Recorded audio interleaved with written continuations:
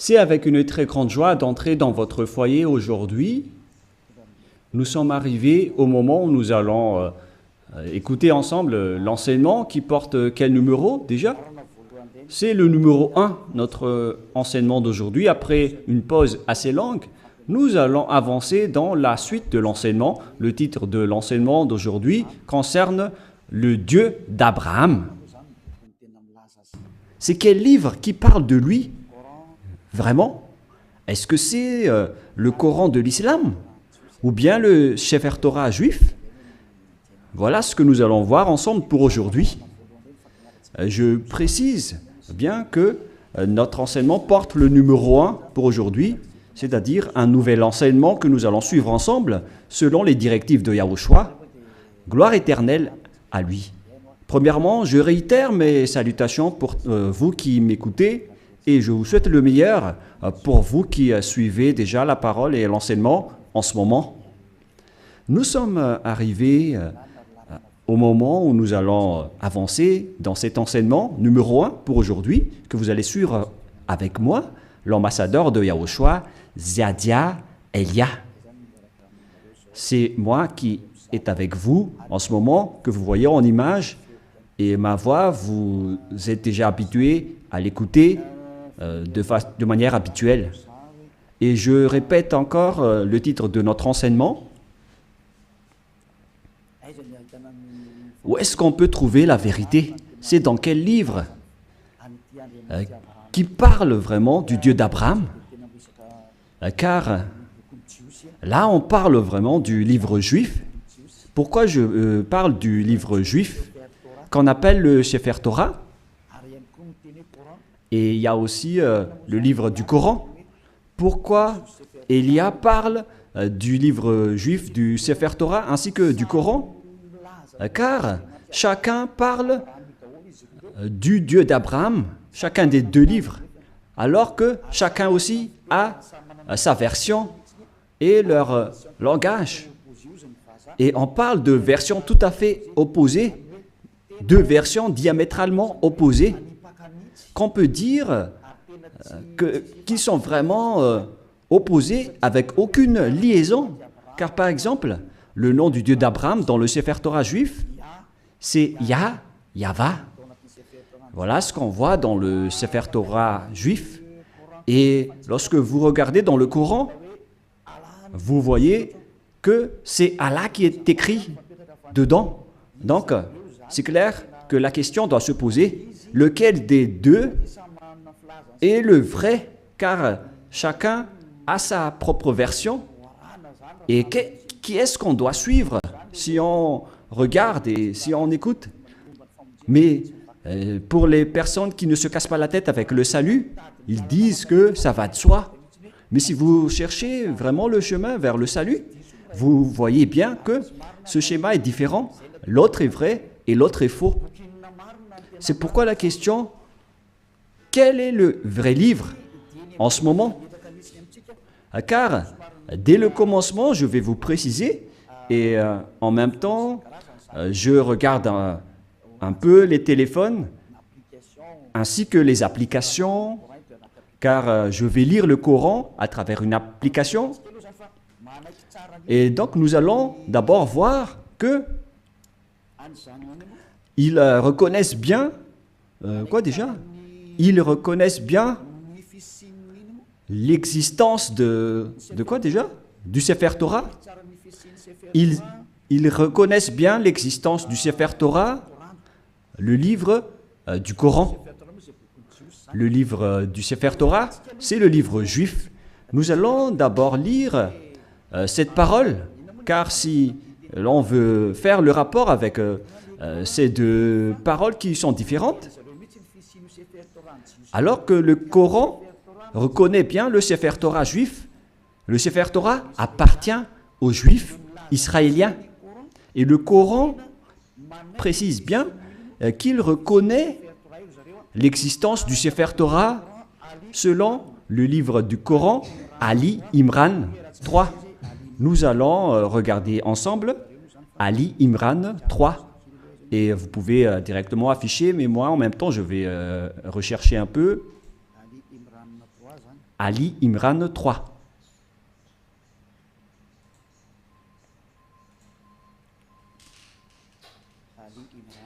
Ali Imran, que vous pouvez déjà afficher, car là, je l'ai retrouvé. Le voilà. Ali Imran 3. Et nous regardons ensemble vers l'écran. Il y a donc une langue arabe et après, il y a la traduction. Il a fait descendre sur toi le livre avec la vérité. Confirmant le livre descendu. Et il fit descendre la Torah et l'Évangile, ce qui prouve que l'islam reconnaît bien que ce sont eux qui ont fait entrer la Torah ainsi que l'Évangile dans le verset 2, à l'Imran verset 2. Voilà ce qui est dit. Allah, pas de divinité à part lui. C'est-à-dire qu'il n'y a pas aucun Dieu à part lui, le vivant, celui qui subsiste par lui-même.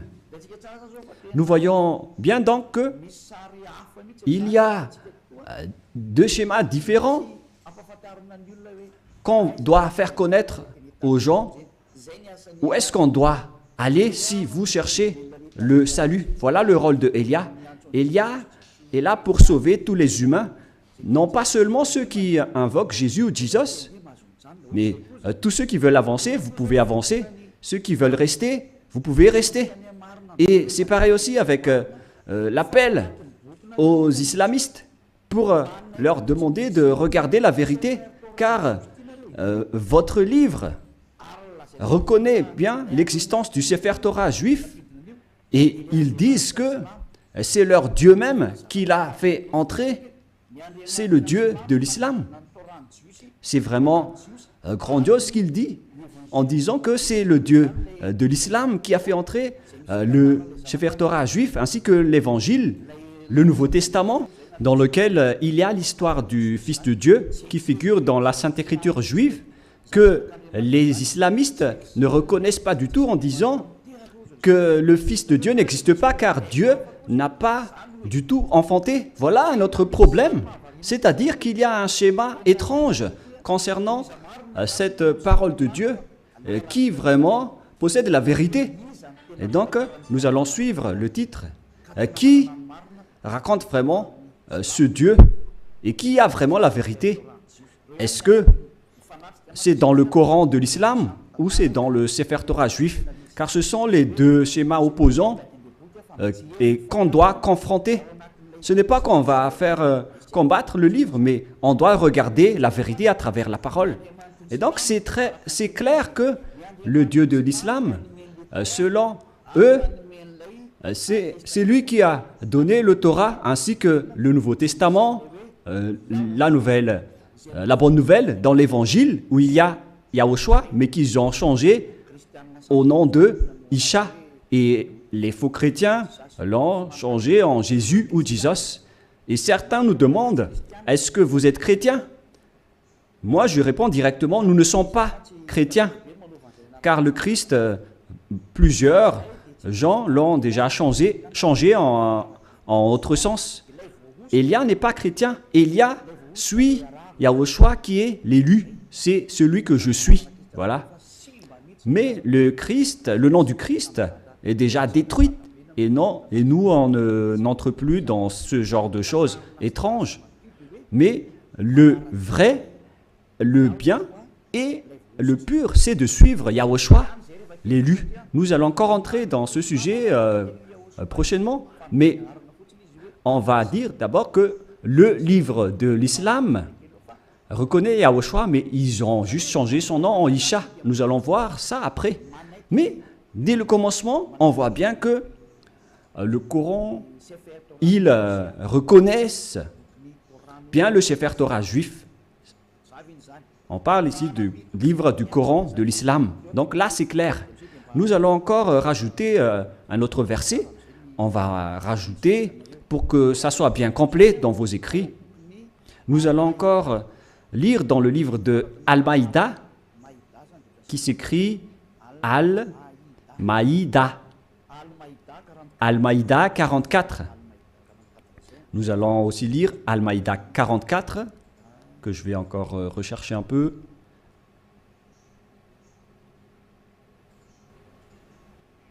Al-Maïda 44. Al-Maïda 44. C'est-à-dire que c'est écrit en plusieurs paroles que le Torah existe. Mais comment te demanderaient-ils d'être leur juge quand ils ont avec eux la Torah dans laquelle se trouve le jugement d'Allah? C'est-à-dire, ici la parole précise que c'est dans le Torah qu'il y a le jugement de Allah, c'est-à-dire le Dieu de l'islam. Son jugement réside dans le Torah, dans la Torah. Et donc c'est clair à ce sujet-là que la Torah appartient à Allah, ce qui est étrange déjà. Mais qui est le vrai propriétaire de la Torah? Est-ce que c'est Allah ou bien Yahva? Toutes ces questions se posent, car nous voyons tous ensemble que les islamistes disent qu'ils sont les propriétaires de la Torah, d'après ce schéma, car le jugement de Allah pour les humains est dedans. Et bien évidemment, on va juger les humains, et ils disent que c'est dans le Sefer Torah juif. Et puis après cela, ils jettent en jugement, et ces gens-là sont nullement des croyants. Bon, on va laisser ça de côté, mais ici, on voit bien que la parole est très claire en disant que le Dieu Allah Islam est bien dans le Sefer Torah juif, ce qui est déjà étrange. Mais on va voir la vérité. Et malgré cela, nous allons encore regarder d'autres paroles pour bien compléter, pour bien prouver la parole de Élia. Nous allons lire dans Mariam 12. Attendez un peu parce que le livre s'est envolé. Mariam.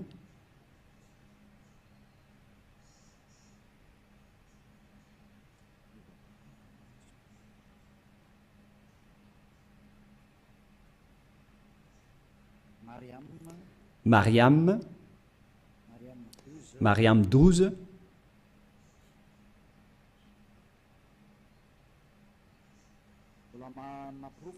Ce qui, je suis encore en train de donner des preuves. Hein.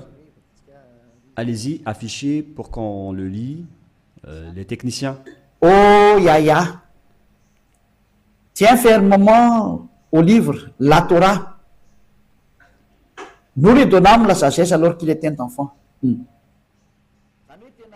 Ici donc, cette personne qu'on parle ici, on lui a dit de bien tenir le livre de la Torah qu'on lui a donné avec la sagesse.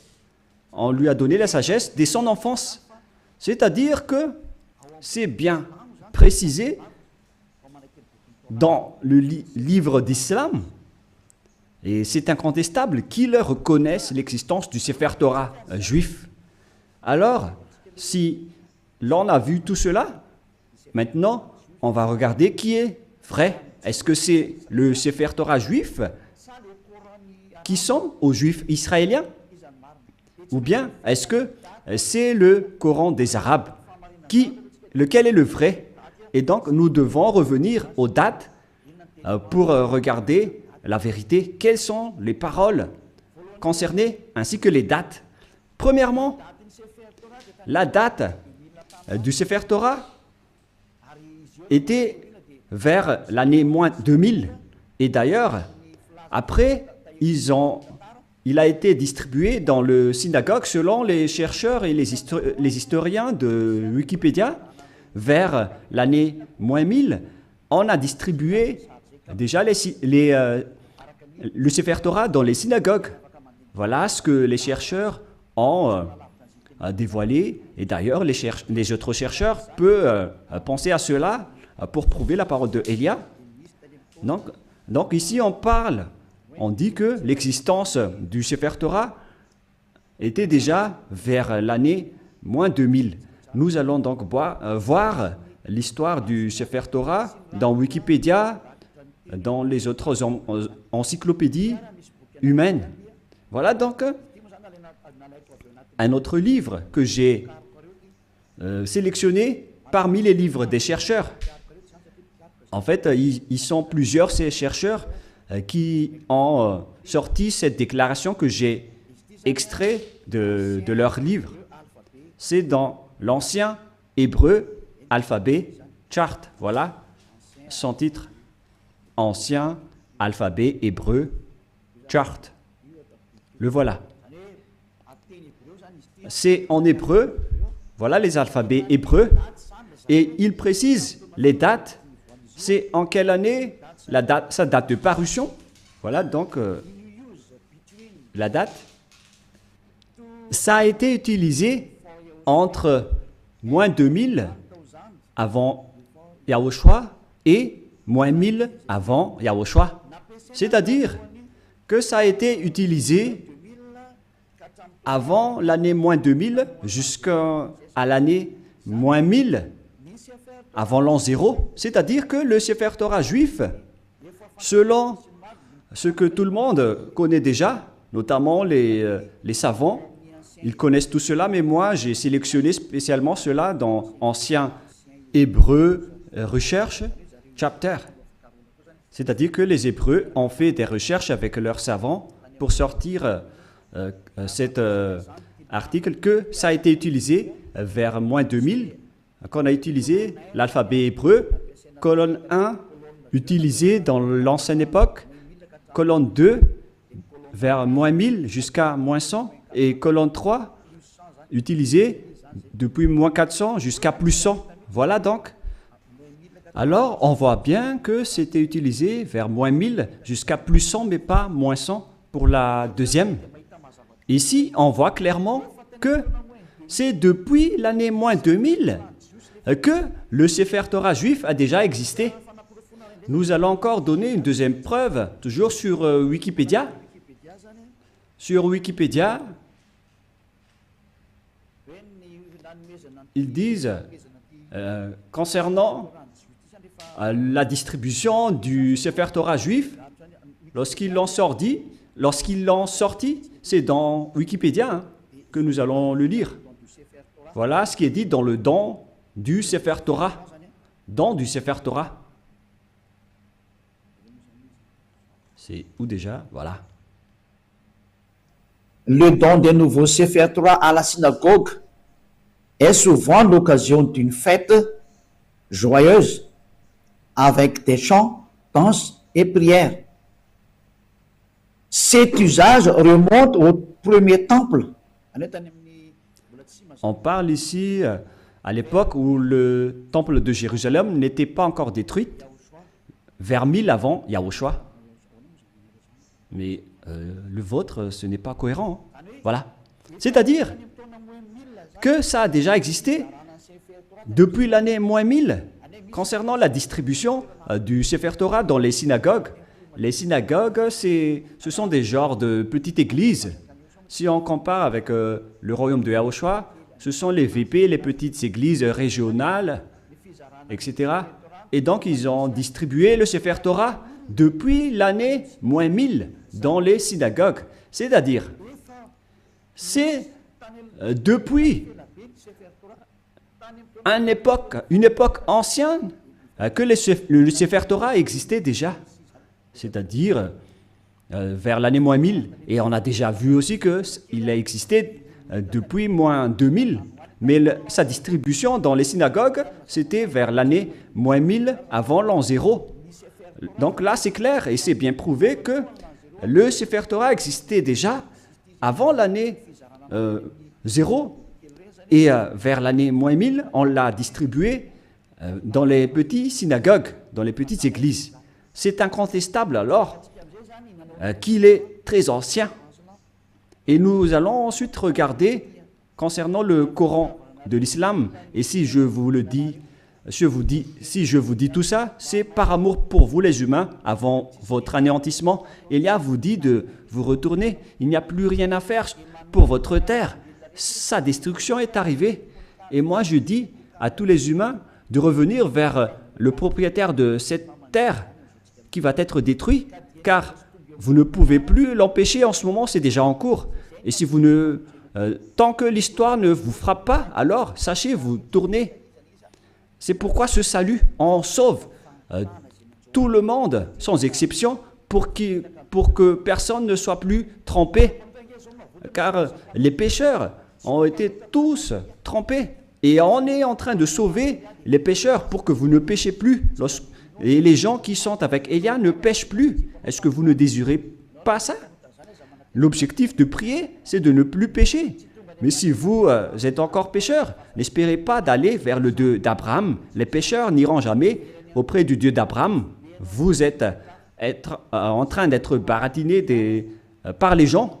Vous seriez perdu en enfer et dans le lac du feu. Voilà votre finalité. Alors faites bien attention. Et là, maintenant, on va voir à quel moment le Coran de l'islam a existé. Toujours dans le livre du Coran que nous allons prendre sur Wikipédia, date de parution. Le livre de l'islam a été proclamé vers l'année plus 612. Plus 610 jusqu'à 632. Proclamé de 612 jusqu'à 632. Et il y avait eu une autre édition après 632, 634, etc. C'est-à-dire qu'il a existé aux alentours de l'année 612 concernant l'existence du Coran de l'islam. Ce n'est pas le Coran juif, mais c'est le Coran de l'islam, c'est-à-dire aux musulmans. Donc, il s'agit d'un livre récent qui est différent du livre juif. C'est vraiment un livre différent. C'est pourquoi le nom de leur Dieu n'est pas pareil que le nom du Dieu juif. Le nom du Dieu juif qui est Yahweh et le nom du Dieu de l'islam c'est Allah. Alors lequel on doit choisir? Car chacun dit qu'il connaît le Torah, la Torah. Et si vous avez vu cette date, bon, donc moi je vais bien le montrer pour démontrer l'originalité de l'histoire du Coran. Et il y a encore plusieurs histoires, mais on va voir un peu en bas les paroles divines, les créations musulmanes, etc. Et ici, on voit en bas la date de parution que je vous ai montré tout à l'heure. Date de parution proclamée de 610 à 612 jusqu'à 632. C'est-à-dire vers l'année 610. Voilà l'existence du Coran. C'est incontestable, tout le monde le connaît. La question qui se pose, si on veut regarder la vérité sans favoritisme, si on veut voir la vérité sans favoritisme, qu'est-ce qu'on doit suivre? Qui est-ce qu'on doit suivre? Car les deux livres parlent du Dieu d'Abraham et ils reconnaissent tous le Dieu d'Abraham. Et lorsqu'on a regardé les dates, la date du Sefer Torah était vers l'année moins 2000, son existence. Et vers l'année moins 1000, sur Wikipédia, c'est prouvé qu'il a été distribué le Sefer Torah, on l'a distribué dans les petites synagogues. C'est-à-dire qu'il s'agit d'un livre très ancien, le Sefer Torah. C'est lui qui a conservé les anciennes paroles. Et donc, si on regarde bien, qu'est-ce qu'on doit prendre? Est-ce que vous allez prendre le livre qui était né vers plus 600 de l'islam? Est-ce que c'est là qu'on doit voir la vérité sur le Dieu d'Abraham, ou bien vers celui qui était vers moins 2000? Et sans hésitation, sans favoritisme, tout le monde doit dire qu'on doit voir dans le livre qui existait vers moins 2000, qui a conservé toute la vérité. Voilà la vérité. Lorsque vous regardez l'originalité, il faut regarder le plus ancien. Si l'on prend l'exemple d'un problème foncier, on doit avoir la source de la situation juridique au tribunal, on doit voir l'authenticité, le plus authentique, le plus ancien. Et donc, c'est clair que c'est celui qui possède le plus ancien dossier qui est le propriétaire du terrain, mais pas celui qui est venu récemment. Voilà donc pour prouver la vérité qui est incontestable, même pas un tout petit peu. Voilà la question qui se pose. Qui a eu tort? Et nous allons d'abord préciser ce schéma qui est en cours. Et qui a écrit le livre du Sefer Torah d'abord? Car nous voyons bien que celui qui a écrit le livre du Coran, c'est un arabe. Et il ne peut pas nier cela. Mais celui qui a écrit le Sefer Torah juif, c'est Moshe. C'est Moshe qui l'a écrit. Et c'est justement ça qu'on va regarder en disant, est-ce que le Coran reconnaît Moshe et accepte Moshe? Voilà ce qu'on va regarder. Allons-y. Il accepte Moshe. Il accepte Moshe car c'est Moshe qui l'a écrit. C'est dans Exode 24. Quel verset déjà?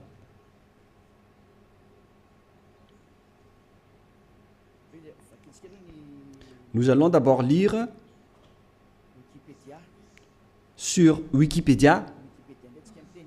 Nous allons lire sur Wikipédia concernant le livre de la Genèse pour voir qui l'a écrit.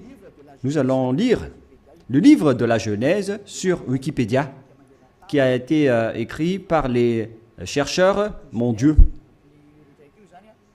Donc le livre de la Genèse ainsi que les autres livres, qui les ont écrits? L'Exode, et etc. Le livre de la Genèse. Premier livre de la Bible, du Sefer Torah, car c'était des écrits récents, mais anciennement, son appellation juive, c'est le Sefer Torah. Et ça n'a pas changé ce nom juif, mais ce sont les autres nations qui l'ont changé en Bible. On parle ici du Sefer Bereshit, le commencement ou la Genèse. L'auteur traditionnel, ils l'ont précisé ici que c'est Moïse qui l'a écrit. Et il y a aussi d'autres auteurs avec d'autres remarques concernant d'autres auteurs anonymes. Mais Moshe a donc regroupé les écrits et qui les a conservés dans un seul livre. La raison, c'est que Moshe a reçu l'ordre de les écrire et Moshe les a écrits. Nous allons lire cette histoire dans le livre du Sefer Torah juif, dans le livre d'Exode, chapitre 24. Moshe a eu la parole qu'il devait écrire les paroles de Yahvé. Exode, chapitre 24, verset 4. Ce qui veut dire que l'histoire du livre de la Genèse, de l'Exode, Lévitique, Nombre et Deutéronome, ce sont tous des livres écrits par le grand-père Moshe. Moshe écrivit toutes les paroles de Yahvé. Puis il se leva du bon matin, il bâtit un autel au pied de la montagne et dressa 12 pierres pour les 12 tribus d'Israël. C'est-à-dire que c'est Moshe qui a écrit le Sefer Torah. C'est bien clair dans le verset 4 qui est bien clair. Moshe écrivit toutes les paroles de Yahvé. Personne ne peut plus contester cela en disant que c'est une autre personne qui l'a écrit. Donc l'ancien Sefer Torah, le plus ancien, c'est Moshe qui a écrit tous ces livres selon ce qui est dit dans le Sefer Torah, dans le livre d'Exode, qui est un livre de Moshe. Et nous allons voir maintenant si les islamistes acceptent Moshe. Et si les islamistes acceptent Moshe, alors on ne peut plus nier la vérité sur le Sefer Torah. Directement, le Sefer Torah est vrai et incontestable. Si vous allez encore contester cela, vous avez tort, car si vous acceptez la vérité sur son auteur, alors que Son nom figure bien dans le Sefer Torah. Il s'appelle Moshe dans le Sefer Torah, mais le Coran de l'islam l'a changé en Mosha. Voilà leur appellation, et tout le monde connaît cela. Et nous allons donc voir s'ils acceptent Moshe dans le Coran de l'islam. Si une fois vous l'acceptez, et nous allons le voir ensemble, alors il faut que vous vous tournez vers la vérité. Voilà la sagesse. Il faut aller vers la vérité. Le rôle de Elia est d'expliquer, de prouver. Si vous ne voulez pas écouter, tant pis pour vous. Mais mon rôle, c'est d'expliquer, de prouver, comme j'ai prouvé aux personnes qui appellent Jésus en disant que vous avez tort. Regardez-vous, vous êtes pécheurs. Et même le livre du Coran précise bien que tous les islamistes sont pécheurs. Et ce qui est pire, c'est qu'ils vont être tous jetés en enfer. Et ils connaissent tout cela. Et ils disent que on va les sélectionner petit à petit de l'enfer après. La question que je vous pose, par quel moyen vous allez quitter l'enfer? Car c'est écrit dans votre livre, ma venue, c'est de sauver les humains sans exception. Voilà le grand amour. C'est sauver tout le monde en tant qu'humain. Comment vous allez échapper à l'enfer? Par quelle solution? Et ne répondez pas bêtement. Il faut donner une vraie solution. Car dans votre livre, il est également écrit que vous n'avez pas le pouvoir de purifier ou de rendre parfaite une personne.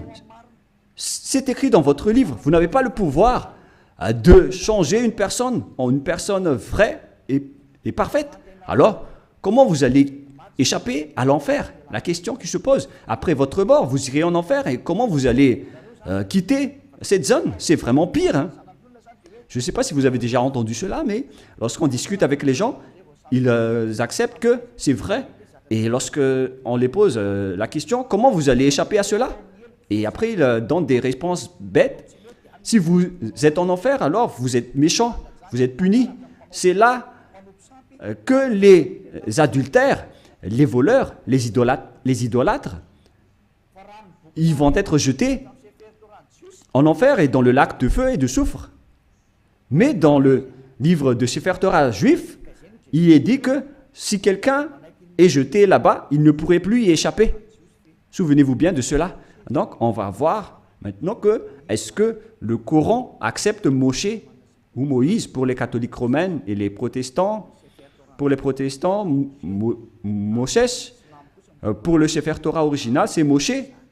Et pour le Coran de l'islam, c'est Mosha, mais c'est le même. Nous allons donc chercher cette parole. Est-ce que le Coran accepte les prophètes? Voilà ce qu'on va lire en premier. Et nous allons bien lire que les islamistes acceptent les prophètes dans le livre d'Al-Baqarah 39. Nous allons devoir préciser un peu la recherche sur Al-Baqarah 39. Veuillez patienter un tout petit peu car je suis en train de rechercher. Al-Baqarah. Quel verset déjà? Quel chapitre? 39, 36, 37, 38, 39.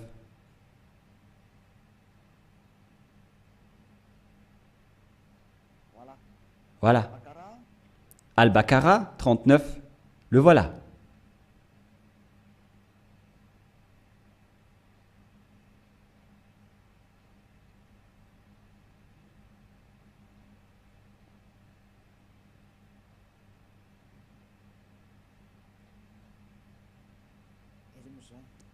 Où il est passé déjà? Voilà. Nous allons lire à partir du verset 38 et 39.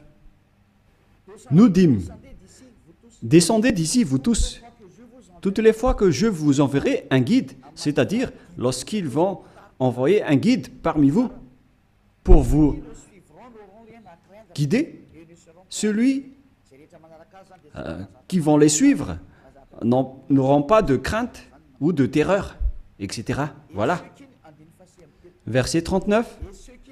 Et ceux qui ne croient pas à nos messagers, quiconque ne croit pas à nos messagers, c'est-à-dire leurs prophètes, et traitent de mensonges nos révélations.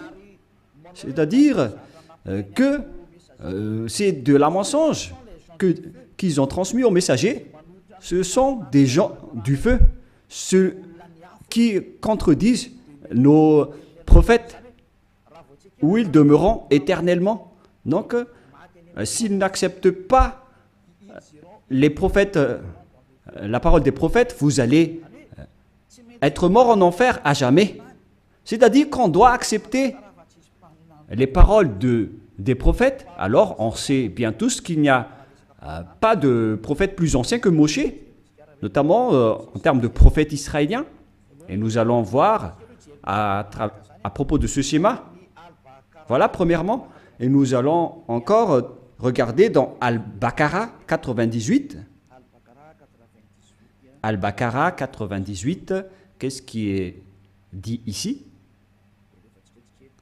Nous allons avancer petit à petit. Voilà. Al-Baqarah 98. Al-Baqarah, voilà. 98. Dit,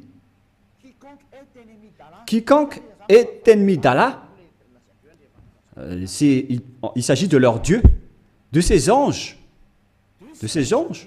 et de ses messagers, jusqu'à ses messagers, de Gabriel et de Michaël. Vous voyez bien qu'il y a le terme Gabriel et Michaël qui se trouve dans le livre de Sefer Torah également.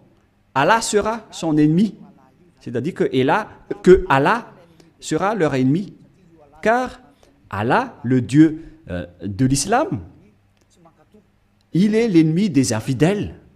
C'est-à-dire, on doit accepter les paroles des messagers ou des prophètes, sinon vous serez un ennemi de ce Dieu. C'est clair alors qu'on va voir que est-ce que Moshe est un prophète dans le livre du Coran?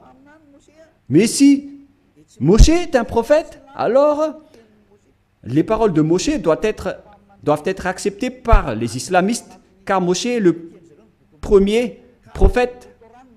Et eux, ils reconnaissent le livre de la Torah. Et Moshe se trouve dans la Torah et pas ailleurs. Nous allons également voir une autre parole, toujours dans Al-Baqarah, mais dans le chapitre 253. C'est un peu loin, ce chapitre 253. C'est encore loin.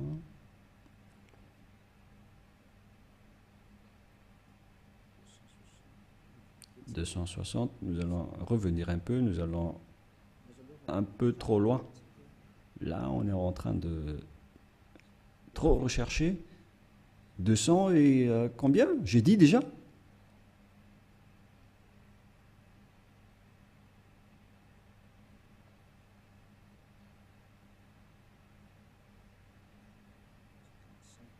55, 54, 53, voilà. Écoutez bien ceci. Parmi ces messagers, nous avons favorisé certains par rapport à d'autres. Il en est à qui Allah a parlé. C'est-à-dire, parmi les prophètes et les messagers, il y a des hauts gradés par rapport aux autres.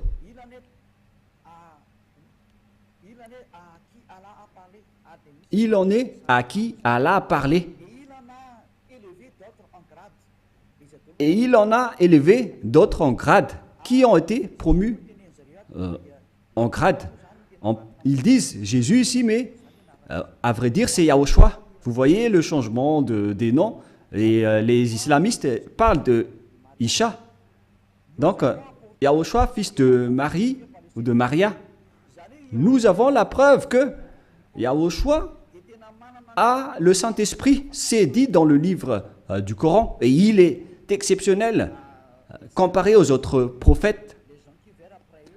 Et si Allah a voulu qui se sont s'entretués, etc. Mais nous allons en rester là. Mais ce qu'on précise ici, c'est qu'il y a des prophètes haut gradés parmi les autres prophètes, y compris Yahushua, le fils de Maria. C'est bien dit dans le livre du Coran, de l'islam. C'est-à-dire que, face à cette parole, le livre du Coran précise bien que ils acceptent bien que Yahushua, qui a été enfanté par Maria, a bien le Saint-Esprit. Et ils ont dit qu'ils ont bien la preuve qu'on lui a bien donné le Saint-Esprit. On lui a confirmé le Saint-Esprit. Et c'est Allah qui a dit cela selon eux. Alors ici, c'est précisé qu'on doit écouter les paroles des prophètes. Alors, maintenant, nous allons lire comment ils acceptent Moshe, Moïse ou Mosha. Est-ce qu'ils acceptent Moshe? Dans le livre d'Al-Imran, est-ce qu'ils acceptent Moshe? Voilà ce qu'on va terminer ceci pour aujourd'hui. Est-ce que le Coran de l'islam accepte Moshe? Parce que s'ils acceptent, face à toutes ces paroles, donc c'est clair que c'est le Sefer Torah juif qui est vrai et le Coran est faux, d'après tout ce qu'on a dit. J'ai donné des preuves. Je n'ai pas seulement donné des paroles du Sefer Torah, mais j'ai également donné des paroles du Coran. Comme ça, vous voyez bien que je n'ai pas fait du favoritisme, car chacun a dit sa version, et à vous de connaître lequel doit-on suivre. Et donc, le livre de Al-Miran 84 précise aussi, et je précise aussi que c'est de l'amour, tout ce que je suis en train de vous parler, pour que vous ne soyez pas jetés en enfer, au cas où vous allez être en difficulté avec le danger que vous allez subir. J'ai dit Al-Imran 84, voilà. Allons-y. Dit Al-Imran 84. Nous croyons en Allah, à ce qu'on a fait descendre sur nous. On parle ici des islamistes. À ce qu'on a fait descendre sur Abraham, en Ismaël, en Isaac. Tous ces noms figurent dans le livre du Sefer Torah, hein, en Jacob et sa tribu.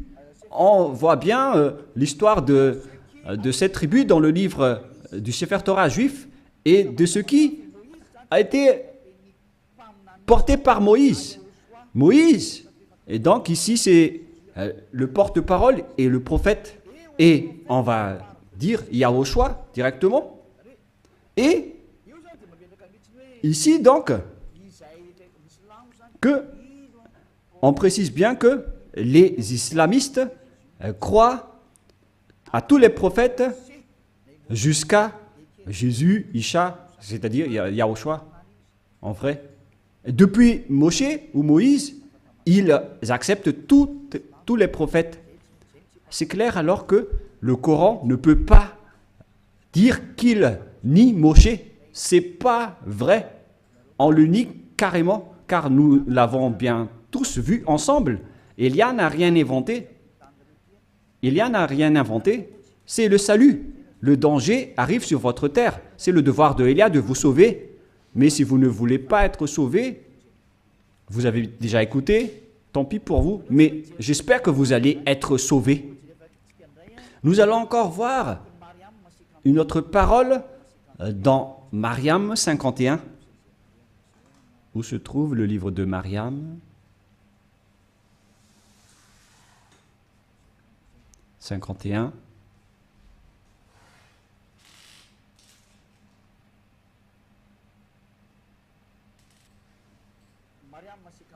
Mariam 51.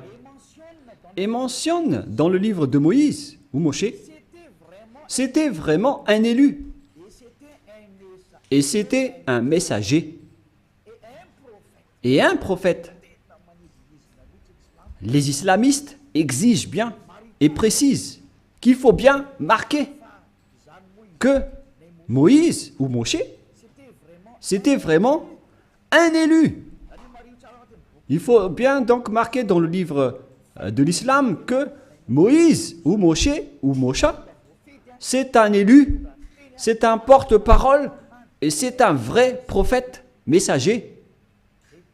Voilà. Il est également en même temps un élu, il a été choisi. C'est vraiment un élu. C'est un homme élu, alors ne le négligez pas. Voilà ce que ça veut dire. Vous voyez maintenant que les islamistes ne doivent plus nier. Car c'est bien dans leur Coran la vérité de Moshe. Et qu'est-ce que Moshe a dit? Car c'est Moshe qui va nous dire que c'est lui qui a écrit le livre de la Genèse. Nous allons aussi voir cette parole. Donc c'est clair que vous ne devez plus nier cela en disant qu'il y a des fausses paroles. Pourquoi vous allez contredire la parole de Moshe? Car la parole de Moshe est vraie et ça a déjà existé vers moins 1500. Comment vous allez encore pouvoir le nier? Vous voyez bien que c'est impossible. Directement, vous allez nier votre propre parole si vous niez les paroles de Moshe. C'est clair, donc, que vous devez revenir vers le Sefer Torah juif si vous voulez être sauvé. Si vous ne voulez pas revenir là-bas, alors là, vous êtes frappé par votre propre parole. Je n'ai rien inventé. Lisez bien la parole. Il faut que nous allons encore rajouter une autre parole pour prouver dans Al-Baqarah 51. Al-Baqarah 51, nous allons lire.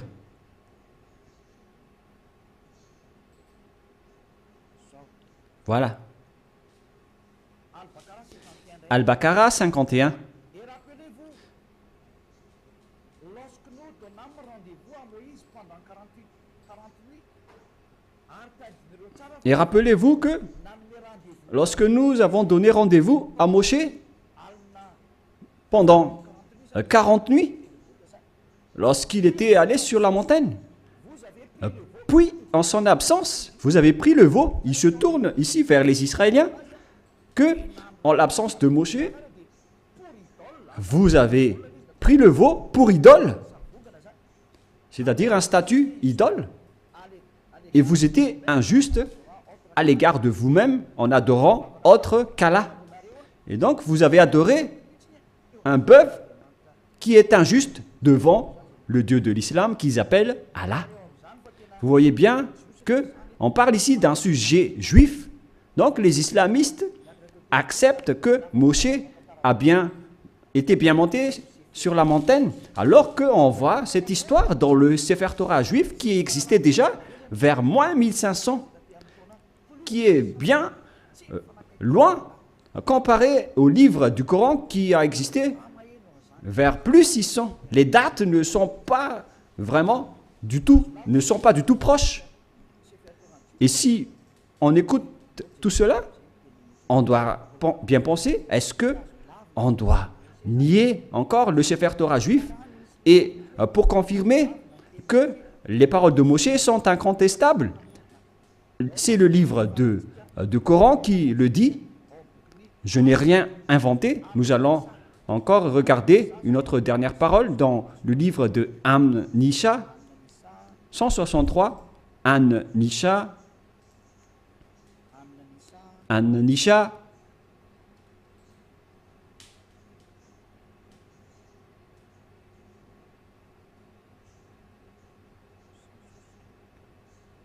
162.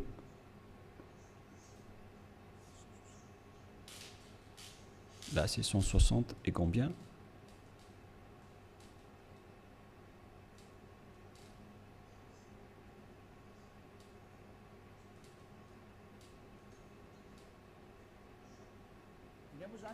Ici, donc, tous les prophètes sont concernés. Nous t'avons fait une révélation. Comme film à Noé, nous t'avons fait une révélation, comme à l'époque de Noé. Noé, on sait tous qu'il existe dans le Sefer Torah juif, à tous les prophètes, nous allons faire une révélation en Abraham, en Ismaël, à Isaac, en Jacob, ainsi à toutes les tribus, jusqu'à Yahushua, Job, Jonah, Aaron, jusqu'à Solomon. Et nous avons donné le Zabour à David. Le Zabour, c'est le livre de psaumes. C'est-à-dire que même le Coran de l'islam reconnaissent et acceptent le Zabour ou psaume. Z-A-B-O-U-R. Les islamistes acceptent le livre de Solomon, le livre d'Aaron, le livre de Jonas, prophète, le livre de Job, le livre de Yahushua. Alors que toutes ces histoires, on les voit dans le Sefer Torah juif vers l'année moins 2000, jusqu'à moins 1500. On a vu jusqu'à moins 1000. On a vu toute cette histoire. Donc, le Coran de l'islam accepte le Sefer Torah juif. Qu'est-ce qui est dit par le grand prophète dedans? L'élu qui n'est autre que Moshe. Moshe a dit que c'est moi qui ai écrit le livre du Sefer Torah. Et nous allons revenir à ce que je vous ai donné tout à l'heure dans Exode 24, 4. Moshe dit ici dans Exode 24, 4. Moshe écrivit toutes les paroles de Yahva. Celui qui est invoqué par Moshe dans le Sefer Torah, c'est Yahva, mais pas Allah. Voilà une première erreur. Car Moshe existait déjà vers l'année 1500, qui est déjà très ancien. Je n'ai pas encore donné la date de naissance et d'apparition de Moshe. Et dans ce livre, tout le monde le connaît. Ce n'est pas une nouvelle chose pour vous. Voilà donc l'histoire de Moshe, le Moïse historique comme titre. On parle de l'histoire de Moshe selon les chercheurs. Par conséquent, nous allons lire directement. Moïse, selon la Torah, a vécu 120 ans. Serait né en 1560 avant l'ère commune et serait mort en 1440, c'est-à-dire vers l'année moins 1500 que Moshe a existé selon l'histoire des chercheurs. Nous n'allons pas chercher et approfondir à ce sujet, mais si on va faire la recherche, on va trouver cette date de moins 1500. Et si vous allez dire, est-ce que vous avez déjà fait la recherche? Oui, mais c'est une longue histoire que nous n'allons plus y revenir. Mais là, on voit bien que Moshe était déjà né avant tous les prophètes arabes, car selon eux, c'est dans le Sefer Torah que tout a été dit. Et le Sefer Torah a été écrit par Moshe. Et lorsque Moshe l'a écrit, il a dit, vous ne pouvez pas ajouter ou retrancher les paroles. Faites attention car ce sont les ordonnances de votre Dieu, le Dieu des Juifs.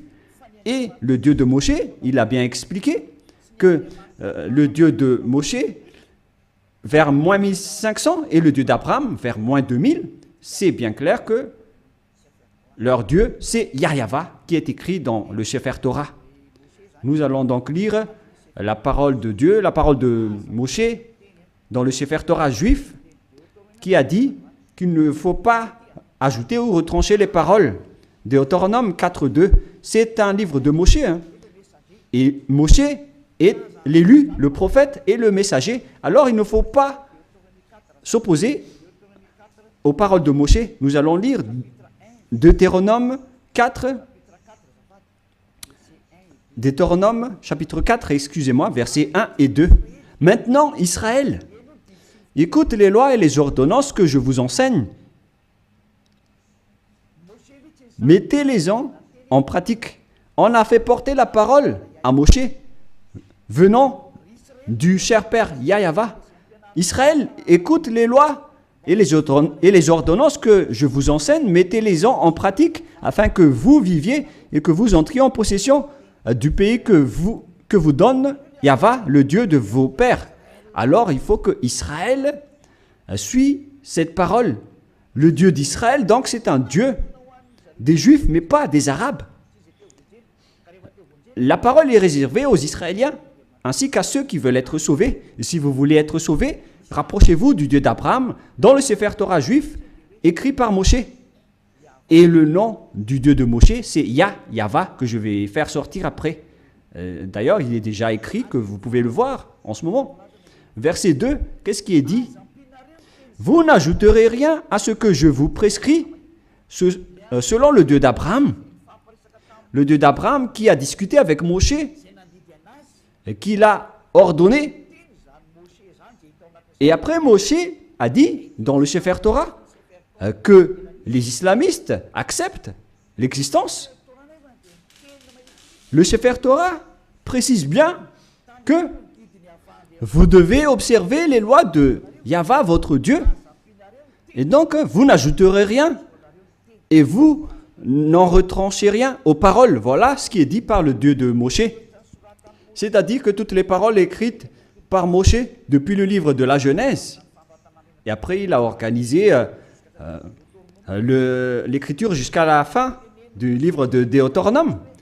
Les paroles de Moshe sont bien directes. Vous n'ajouterez rien et vous n'en retranchez rien. Alors, vous ne pouvez pas dire que c'est un livre ancien et obsolète qu'on ne doit plus écouter, ou que c'est un ancien prophète qu'on ne doit plus écouter. Sachez qu'il est interdit par la parole du Dieu qui a discuté avec Moshe dans le Sefer Torah juif. Il a dit, ne rajoutez rien et ne retranchez rien. Donc, tous ceux qui ont changé le Sefer Torah juif ont tous tort. Ceux qui ont changé ce livre sont coupables devant ce Dieu de Moshe, car il ne faut rien rajouter ou retrancher aux paroles. Alors que chacun réfléchisse. Qui a fait l'erreur? Qui a fait la faute? Ce n'est pas du tout Élia. Je vous ai donné la preuve. Et que chacun regarde et lit et écoute qui a eu tort. Et si les jugements se déroulent parfaitement, on a tous vu que celui qui a changé le Sefer Torah juif aura tort. Car c'est Moshe qui a précisé qu'on ne peut ni rajouter ni retrancher les paroles qui sont dedans. Car ce sont les lois de Dieu, les lois de Yahva qui a envoyé Moshe vers l'année 1500. Il est le plus ancien des prophètes. Et il a écrit le Sefer Torah directement. Et ce prophète a dit qu'il ne faut pas ajouter ni retrancher mes paroles selon le Dieu d'Abraham. Car si vous allez faire ça, vous allez être en conflit avec lui. C'est interdit pour vous de faire cela. Alors que chacun réfléchisse pour ceux qui l'ont changé. Et je vais confirmer la parole de Moshe.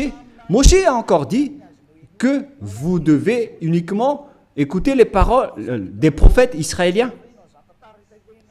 C'est également ces paroles.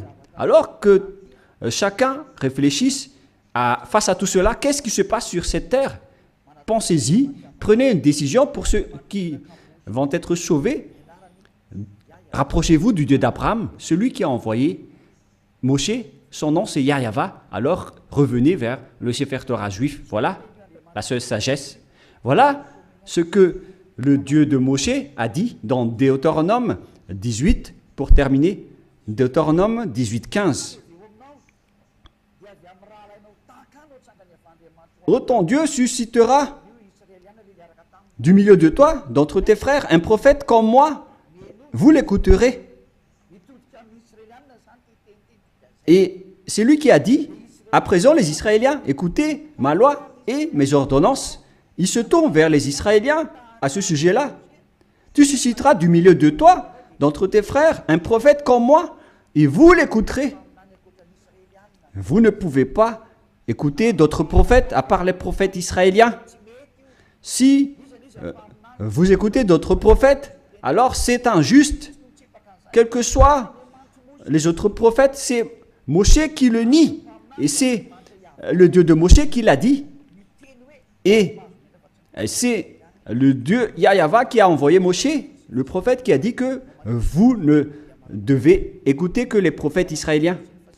Pour terminer, nous allons lire le verset 18 et 19. Deutéronome 18, 18, 19. Je leur susciterai du milieu de toi, de leurs frères, un prophète comme toi. Je mettrai mes paroles dans sa bouche et il leur dira tout ce que je lui commanderai. Et si quelqu'un n'écoute pas mes paroles qu'il dira en mon nom, c'est moi qui lui en demanderai compte. Selon ce Dieu d'Abraham, c'est le Dieu d'Abraham qui a déclaré que quiconque n'écoute pas ma parole, je vais les juger. Qu'est-ce qu'il a dit? Vous devez uniquement écouter les prophètes israéliens. S'ils ne sont pas israéliens, alors c'est pas correct. Selon le Dieu d'Abraham, il a dit que vous devez écouter les prophètes israéliens. Et le prophète israélien qui a écrit cela, c'est Moshe, que vous acceptez dans le livre du Coran. Le Coran accepte précisément qu'il est accepté en tant que prophète, messager et élu. Donc si vous niez Moshe, ce Dieu d'Abraham va vous juger. Et nous allons terminer avec le nom du Dieu d'Abraham. Son nom c'est Yahva. Nous allons lire dans le livre de l'Exode pour terminer. Et après que chacun réfléchisse sur cette grande bonté, car c'est un salut pour vous. Nous sommes arrivés pour vous sauver. Le sage voit le danger et se cache, mais le fou avance et regrette. Exode 15:2. Yahva est ma force et le sujet de mes louanges. C'est lui qui m'a sauvé. Il est mon Dieu, je le célébrerai. Il est le Dieu de mon Père. Je l'exalterai. Yahva est un vaillant guerrier. Yahva est son nom. Donc, le nom de ce Dieu dans le Sefer Torah, c'est Yahva.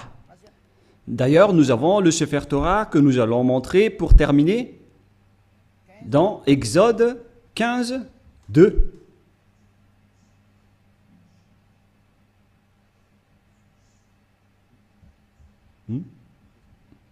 Qu'est-ce qui se passe? Exode 15, nous allons lire Exode 15.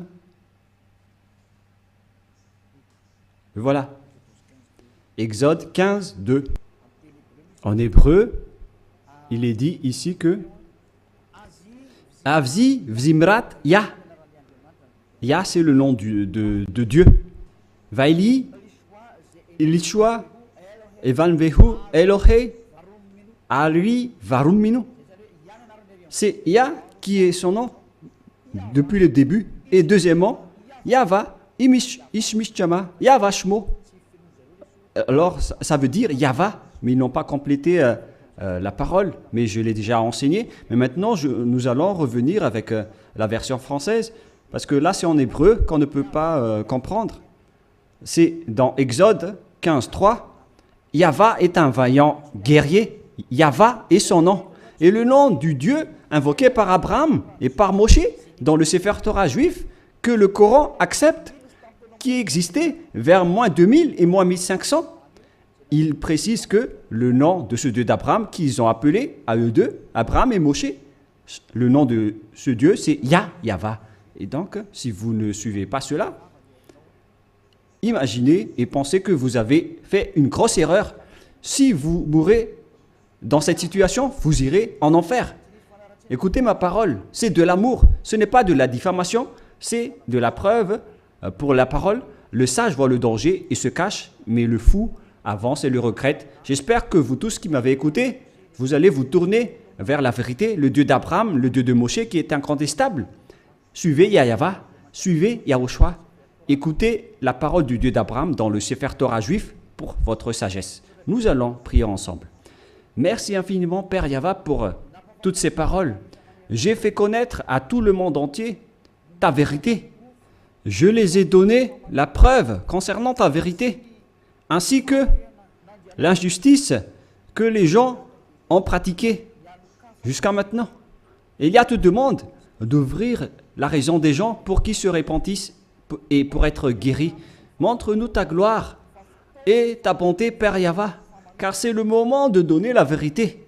C'est la dernière heure, le dernier moment pour faire revenir la raison des gens, pour se tourner vers toi. Le sage voit le danger et se cache, mais le fou avance et le regrette. Père Yahva, la gloire éternelle est uniquement à toi. On va faire revenir vers toi ta gloire ton respect et ta vérité. Voilà la mission que tu as confiée à Elia. Gloire éternelle à toi, Père Yahva. Et au nom de toi, Yahushua. Alléluia. Amen. Je vous souhaite à tous d'être bénis par Yahushua et à notre prochain rendez-vous. Au revoir.